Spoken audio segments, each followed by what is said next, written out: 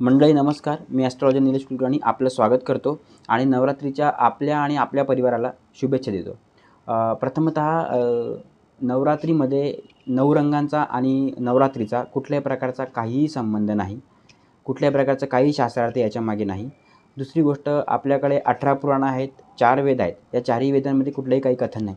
आणि नवरात्री जी आहे ती आपल्यासाठी, आपल्या परिवाराला सुखी करण्यासाठी कुलस्वामिनीने आपल्या परिवाराचा उद्धार करावा, यामुळे आपण त्या कुलदेवतेला जातो, ओटी भरतो, देवीचे पाठ करतो, घरामध्ये आरत्या होतात, निगेटिव्ह एनर्जी बाहेर जाते आणि पॉझिटिव्ह एनर्जीचा त्या ठिकाणी उदयकाल होतो आणि आपल्या परिवाराला सुख शांती लाभो अशी आपण प्रार्थना करतो. सकाळ संध्याकाळ आरती करतो. त्यामुळे कुठलेही वस्त्र परिधान करून आपण आरती करू शकतो.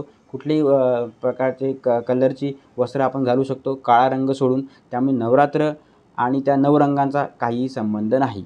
त्यामुळे याच्यावर कुठलेही काही शास्त्रार्थ नाही. म्हणून नवरात्रीला 9 रंगांसोबत जोडू नका.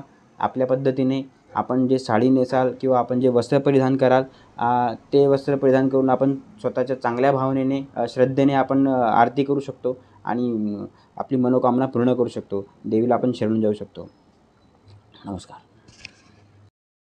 मंडळी नमस्कार. मी ॲस्ट्रोलॉजर निलेश कुलकर्णी आपलं स्वागत करतो आणि नवरात्रीच्या आपल्या आणि आपल्या परिवाराला शुभेच्छा देतो. नवरात्रीमध्ये 9 रंगांचा आणि नवरात्रीचा कुठल्याही प्रकारचा काहीही संबंध नाही. कुठल्याही प्रकारचं काही शास्त्रार्थ याच्यामागे नाही.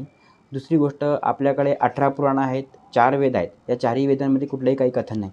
आणि नवरात्री जी आहे ती आपल्यासाठी, आपल्या परिवाराला सुखी करण्यासाठी कुलस्वामिनीने आपल्या परिवाराचा उद्धार करावा, यामुळे आपण त्या कुलदेवतेला जातो, ओटी भरतो, देवीचे पाठ करतो, घरामध्ये आरत्या होतात, निगेटिव्ह एनर्जी बाहेर जाते आणि पॉझिटिव्ह एनर्जीचा त्या ठिकाणी उदयकाल होतो आणि आपल्या परिवाराला सुख शांती लाभो अशी आपण प्रार्थना करतो. सकाळ संध्याकाळ आरती करतो. त्यामुळे कुठलेही वस्त्र परिधान करून आपण आरती करू शकतो. कुठलेही प्रकारचे कलरची वस्त्र आपण घालू शकतो, काळा रंग सोडून.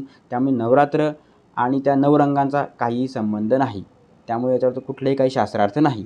म्हणून नवरात्रीला 9 रंगांसोबत जोडू नका.